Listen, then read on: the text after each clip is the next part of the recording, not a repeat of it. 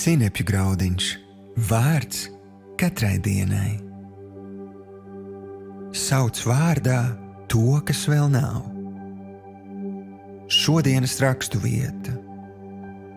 Sauc vārdā to, kas vēl nav, it kā tas jau būtu. Romiešiem 4. nodaļa, 17. pants. Šodienas pārdomas. Reiz dzīvoja kāds neparasts zēns. Skolā viņš saskārās ar grūtībām, taču viņa mamma saskatīja savā dēlā ko īpašu. Tieši tāpēc, neskatoties uz to, ko citi teica, viņa nepārstāja iedrošināt un atbalstīt savu dēlu. Tas palīdzēja zēnam attīstīt viņā apslēptos talantus un kļūt par slaveno fiziķi Albertu Einsteinu.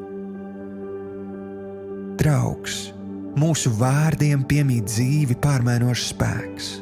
Tie spēj ievirzīt cilvēkus Dieva paredzētajā plānā, un tas attiecas ne tikai uz bērniem.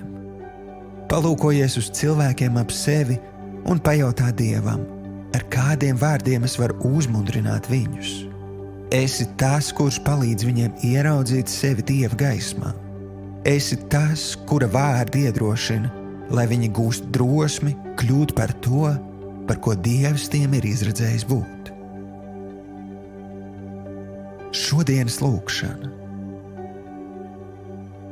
Tēvs, palīdz man ieraudzīt cilvēkus tavām acīm.